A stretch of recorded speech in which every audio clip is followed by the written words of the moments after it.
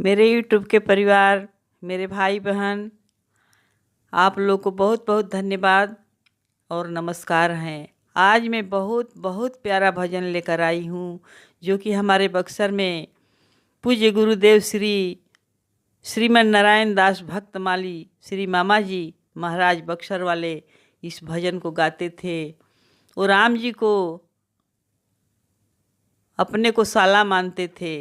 बोलते थे कि सीता जी मेरी बहन है। सीता जी ने एक बार उनको दर्शन भी दी थी, महाराज जी बताए थे। तो वो कन्यादान करते थे रात भर। अब सिया पिया मिलन अब अक्सर में शुरू हो जाएगा और शादी होगा। बहुत वहाँ पर मनोरंजन होता है, बहुत अच्छा लगता है।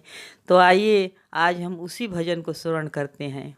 आप लोग इसे ध्यान से सुनिएगा और इसका लाभ लीजिएगा।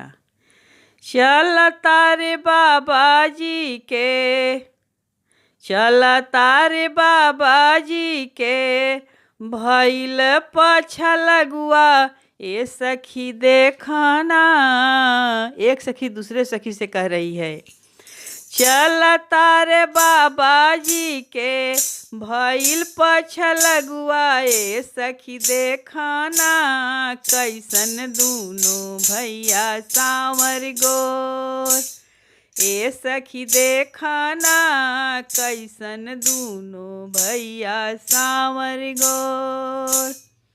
चल तारे बाबा जी के, भइल पाछा लगुआ ए सखी देखना। कैसन दूनो भैया सांवर गोर।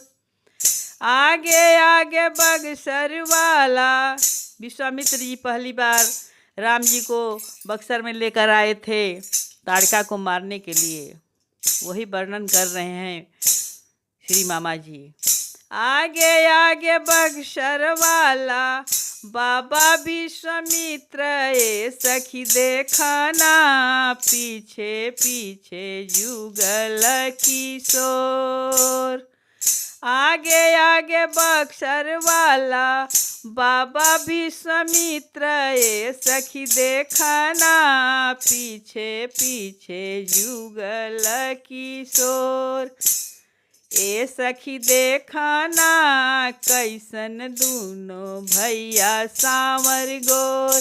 ए सखी देखना कैसन दूनो भैया सांवर गोर।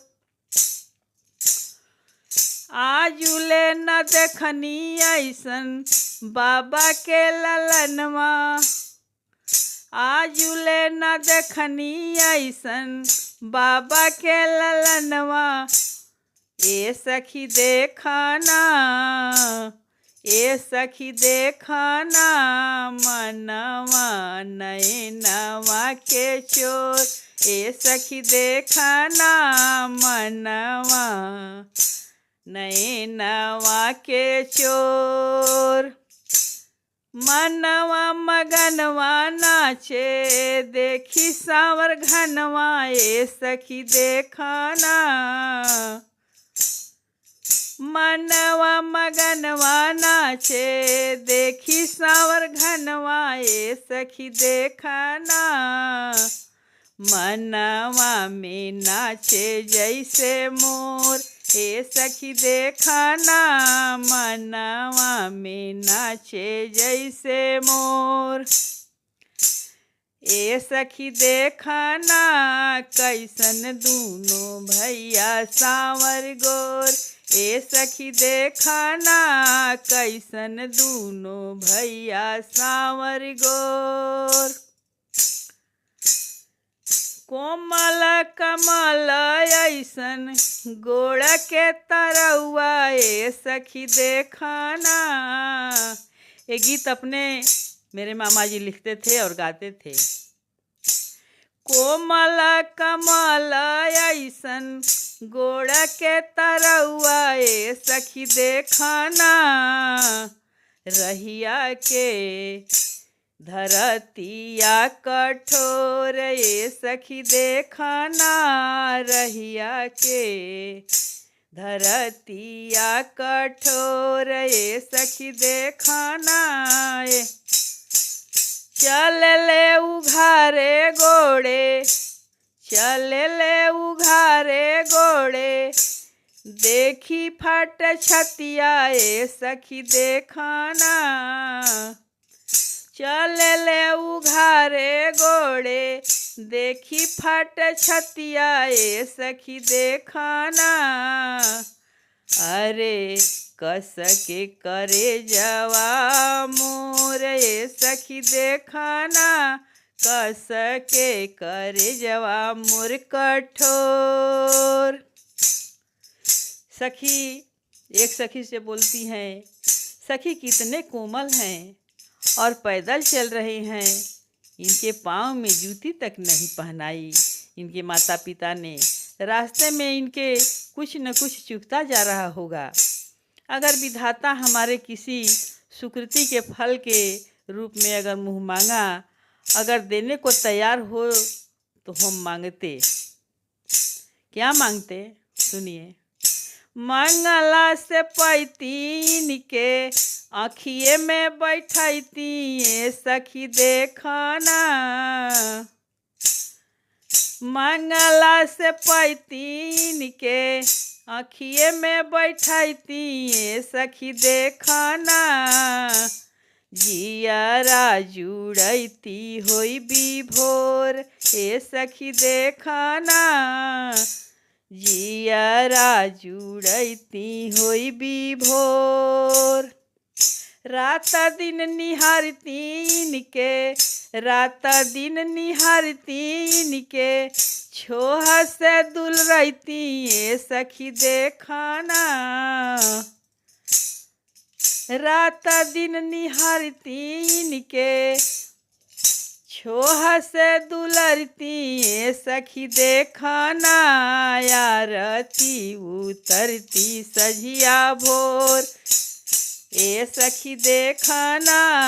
आरती उतरती सझिया भोर ये सखी देखाना। कैसन दूनों भैया सांवर गोर ये सखी देखाना। कैसन दूनों भैया सांवर गोर। एक सखी कहती हैं, कोई टोको इनको, पैर में कुछ चुभ जाएगा। केहू तानी टोकीते, केहू तानी टोकीते इनके, घरियो भारी रोकीते ये सखी देखाना। होइते हमरा हियरा में अजोर ये सखी देखाना। होइते हमरा हियरा में अजोर ये सखी देखाना। ये सखी देखाना। एक सांवर एक गोर। ये सखी हमरा तो लागता। एक सखी बोलत तड़ी कि